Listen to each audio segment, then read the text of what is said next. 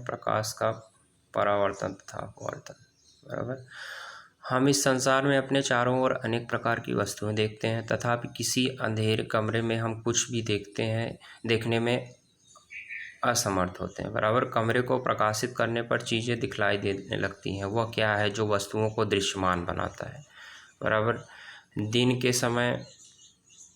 के समय सूर्य का प्रकाश वस्तुओं को देखने में हमारी सहायता करता है। कोई वस्तु उस पर पड़ने वाले प्रकाश को परावर्तित करती है।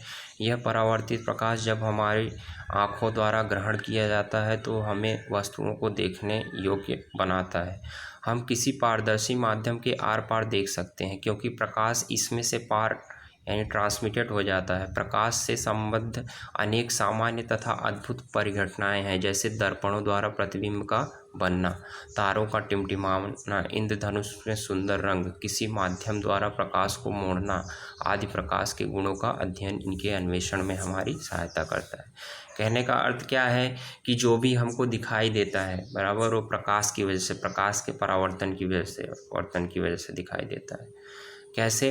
कोई मान लो सूर्य की रोशनी जो है, तुम्हें दीवार दिखाई देती है, दीवार या फिर कोई वस्तु दिखाई देती है, तो सबसे पहले क्या होता है, सूर्य की रोशनी जो है तुम्हारी आँखों पे पड़ती है और सूर्य की रोशनी सबसे पहले उस वस्तु पे पड़ेगी, वो परावर्तित होकर हमारी आँखों में आएगी और आँखों से क्या होगा, वो दिखाई देता है। बराबर। जैसे कि यहाँ पे कुछ उदाहरण दिए गए हैं। दर्पणों द्वारा प्रतिबिंब का बनना। दर्पणों द्वारा प्रतिबिंब का बनना कैसे बनता है? प्रतिबिंब प्रकाश के परावर्तन के कारण। बराबर। तारों का टिमटिमाना, प्रकाश के अपवर्तन के कारण हमको दिखाई देता है। तारों का टिमटिमाना प्रकाश के अपवर्तन के कारण, जैसा कि हम लोग देख चुके हैं 9th में भी शायद पढ़ा हो कि तारे क्या होते हैं, अपवर्तन के कारण टिमटिमाते हुए दिखाई देते हैं। जैसे कि मान लो तारे अपनी अलग पोजीशन में, तारे जो है टिमटिमाते नहीं हैं, एक्चुअली टिमटिमाते नहीं हैं, प्रकाश के अपवर्तन की वजह से हमको ऐसा दिखाई देता है। हमारे एटमॉस्फेयर यानी वातावरण में रिफ्रैक्टिव इंडेक्स के कारण, अपवर्तनांक के कारण। कैसे? जैसे कि हम तारे देखते हैं, बराबर, प्रकाश के अपवर्तन के कारण दिखाई देता है। हमारे एक्चुअली तारों की पोजीशन कोई और होती है, हमें कुछ और दिखाई देता है, कोई और पोजीशन पे दिखाई देते हैं। इसको मैं डिटेल में समझाऊंगा आगे। तारों का टिमटिमाना, इंद्रधनुष के सुंदर रंग। इंद्रधनुष के सुंदर रंग कैसे दिखाई देते हैं? जब प्रकाश की किरणें जो है, एक्चुअली क्या होता है, बारिश के बाद ही हमें दिखाई देता है इंद्रधनुष। ऐसा क्यों होता है, कभी सोचा है? बारिश के बाद क्या हवा में नमी होती है, जब प्रकाश जो है, बारिश के बाद जो है धूप खिलती है तो प्रकाश क्या होता है, उस नमी में वाटर ड्रॉप्स जो होते हैं, पानी की बूंदों में से प्रकाश आर पार होता है। तो प्रकाश जब आर पार होता है तो सफ़ेद कलर की बूंदें जो हैं जो है, पानी जो है, उसमें से प्रकाश आर पार होगा तो प्रकाश क्या होगा, 7 कलर में डिवाइड हो जाता है। 7 कलर में डिवाइड हो जाता है। सही जानते हैं हम लोग, सूर्य की रोशनी में 7 कलर होते हैं, तो सातों कलर दिखाई देते हैं अपवर्तन के कारण। जैसे कि प्रिज्म में होता है, प्रिज्म, वैसे ही इसमें भी होता है। ओके, तो इसमें कुछ ऐसा होता है। और अपवर्तन हो गया। अब किसी माध्यम द्वारा प्रकाश को मोड़ना या क्या, परावर्तन। शीशे पर अगर अब लाइट मारोगे, लेज़र लाइट या कोई प्रकार की लाइट, तो वो लौट कर वापस आएगी, तो ये क्या हो गया, परावर्तन हो गया। तो ये सभी हो गए प्रकाश के गुण। अपने चारों ओर कुछ सामान्य प्रकाशित परिघटनाओं को देखकर हम यह निष्कर्ष निकाल सकते हैं कि प्रकाश सरल रेखाओं में गमन करता है, प्रतीत होता है। यह तथ्य कि एक छोटा प्रकाश स्रोत किसी अपारदर्शी वस्तु की तीक्ष्ण छाया बनता है, यह प्रकाश के एक समरेखीय पथ की ओर इंगित करता है, जिसे प्रायः प्रकाश किरण कहते हैं। अभी देखो, इसमें जो है हम लोग 2 चीज़ों के बारे में पढ़ रहे हैं, प्रकाश का परावर्तन तथा अपवर्तन। तो परावर्तन क्या होता है, जब हम लाइट मारते हैं या फिर कांच पे या फिर शीशे पे, तो वो लौट कर वापस आती है, बराबर, तो हो गया परावर्तन।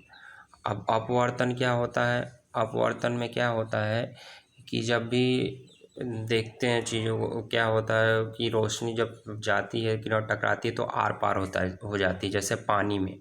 अब एक घटना मैं बताता हूँ इसका, जो अपवर्तन होता है। जैसे कि आपने एक कटोरी लो, उसमें क्या है, पानी भर दो, उसमें एक सिक्का डाल दो, तो सिक्का क्या होगा, अपनी मूल स्थिति से बड़ा दिखाई देगा, जो उसकी ओरिजिनल साइज है उससे बड़ा दिखाई देगा। ये क्या हो गया? अपवर्तन हो गया। बराबर। तो दो प्रकार की घटनाएं होती हैं प्रकाश के केस में, परावर्तन और अपवर्तन। बराबर। अभी देखो इसमें, यदि प्रकाश के पथ में रखी पारदर्शी वस्तु अत्यंत छोटी हो तो प्रकाश सरल रेखा में चलने की बजाय इसके किनारे पर मुड़ने की प्रवृत्ति दर्शाता है। तो इस प्रभाव को प्रकाश का विवर्तन कहते हैं। तब वह प्रकाश की जिसमें समरेखी व्यवहार के आधार पर किरणें का उपयोग करते हैं असफल होने लगती है।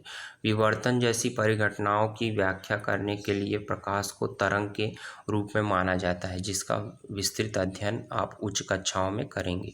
पुनः 20वीं शताब्दी के प्रारंभ में यह स्पष्ट हो गया कि प्रकाश की द्रव्य के साथ अन्योन्यक्रिया के विवेचन में प्रकाश का तरंग सिद्धांत पर्याप्त है तथा प्रकाश प्रायः कणों के प्रवाह की भांति व्यवहार करता है। प्रकाश की सही प्रकृति के बारे में यह उलझन कुछ वर्षों तक चलती रही, जब तक कि प्रकाश का आधुनिक क्वांटम सिद्धांत उभर कर सामने नहीं आया, जिसमें प्रकाश को न तो तरंग माना गया न ही कण।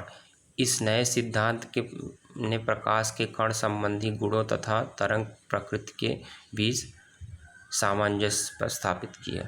बराबर। तो इसमें क्या है, इस अध्याय में हम प्रकाश के परावर्तन तथा अपवर्तन की परिघटनाओं का प्रकाश के समरेखी गमन का उपयोग करके अध्ययन करेंगे। मूल धारणाएं प्रकृति में घटने वाली कुछ प्रकाशित परिघटनाओं के अध्ययन में हमारी सहायता करेंगी। इस अध्याय में हम गोली दर्पण द्वारा प्रकाश के अध्ययन, प्रकाश के परावर्तन, प्रकाश के अपवर्तन एवं वास्तविक जीवन में उनके अनुप्रयोगों को समझने का प्रयत्न करेंगे। गोली दर्पण दो प्रकार के, उत्तल और अवतल दर्पण। बराबर। इसके बारे में भी हम लोग पढ़ेंगे। बराबर। प्रकाश का परावर्तन, सबसे पहले प्रकाश का परावर्तन के बारे में पढ़ते हैं। उच्च कोटि की पॉलिश किया हुआ पृष्ठ जैसे कि दर्पण अपने पर पड़ने वाले अधिकांश प्रकाश को परावर्तन कर देता है। आप प्रकाश के परावर्तन के नियमों के से पहले ही परिचित हैं। आइए इन नियमों को स्मरण करते हैं। पहला है आपतन कोण परावर्तन कोण के बराबर होता है। बराबर। जो भी आपतन कोण बनता है, किरण जो है टकराती है, मान लो शीशे पे आप रोशनी मारते हो तो टकराती है तो और मुड़कर वापस आती है, तो आपतित हुई किरण, आपतित किरण किसे बोलते हैं? जब हम रोशनी किसी चीज़ पर डालते हैं तो वो उस पर आपतित होती है, जब टकराती है तो आपतन कोण बोलते हैं उसको। और परावर्तित जब वापस लौट के आती है तो उसको परावर्तन कोण बोलते हैं। ये दोनों कोण क्या होते हैं? बराबर होते हैं, ये सिद्धांत के अनुसार। बराबर। आपतित किरण दर्पण के आपतन बिंदु पर अभिलंब तथा परावर्तित किरण सभी एक ही समतल में होते हैं। बराबर। एक ही समतल में होते हैं। आपतित किरण दर्पण के आपतन बिंदु पर, आपतित तथा परावर्तित किरण सभी एक ही समतल में होते हैं। परावर्तन के नियम के गोली पृष्ठों के सहित सभी प्रकार के परावर्तन पृष्ठों के लिए लागू होते हैं। आप समतल दर्पण द्वारा प्रतिबिंब के बनने से परिचित हैं। प्रतिबिंब की क्या विशेषताएं हैं? समतल दर्पण द्वारा बना प्रतिबिंब सदैव आभासी तथा सीधा होता है। प्रतिबिंब का साइज बिंब के साइज के बराबर होता है। बराबर। प्रतिबिंब का साइज यानी जो परछाई बनती है, अगर सिंपल लैंग्वेज में कहें तो इसमें दर्पण द्वारा बना प्रतिबिंब सदैव आभासी तथा सीधा होता है। प्रतिबिंब साइज बिंब वस्तु के साइज के बराबर होता है। प्रतिबिंब दर्पण के पीछे उतनी ही दूरी पर बनता है जितनी दूरी पर दर्पण के सामने बिंब रखा होता है। इसके अतिरिक्त प्रतिबिंब पार्श्व परिवर्तित होता है। यदि परावर्तक पृष्ठ वक्रित हो तो प्रतिबिंब कैसे बनेंगे, आइए देखें। बराबर। तो इसमें दिखाया गया क्रियाकलाप, एक बड़ी चमकदार चम्मच लीजिए, इसके वक्रित पृष्ठ में अपना चेहरा देखने का प्रयत्न कीजिए। क्या आप प्रतिबिंब देख पाते हैं? यह छोटा या बड़ा है? चम्मच को धीरे धीरे अपने चेहरे से दूर ले जाइए, प्रतिबिंब को देखते रहिए। यह कैसे परिवर्तित होता है? चम्मच को उल्टा कीजिए तथा उसमें पृष्ठ में क्रियाकलाप को दोहराइए। अब प्रतिबिंब कैसा दिखाई देता है? दोनों पृष्ठों पर प्रतिबिंब के अभिलक्षणों की तुलना कीजिए। बराबर। ये एक क्रियाकलाप किया है। चमकदार चम्मच का वक्रित पृष्ठ एक वक्रित दर्पण की भांति माना जाता है। बराबर। वक्रित दर्पण यानी चम्मच जो होता है वो मुड़ा हुआ होता है। बराबर। वो मुड़ा हुआ होता है। तो सबसे अधिक उपयोग में आने वाले सामान्यतः वक्रित दर्पण का, वो तो एक वक्रित दर्पण की तरह काम करता है। बराबर। इस प्रकार के दर्पणों के परावर्तक पृष्ठ की किसी गोले के पृष्ठ का एक भाग माना जा सकता है। ऐसे दर्पण जिनका परावर्तक पृष्ठ गोली है गोली दर्पण कहलाते हैं। बराबर, वो गोली दर्पण की तरह ही काम करता है वो, जो है चम्मच। अब हम गोली दर्पणों के बारे में कुछ विस्तार से अध्ययन करेंगे, ये हम कल पढ़ेंगे। आज के लिए बस इतना ही। Thank you.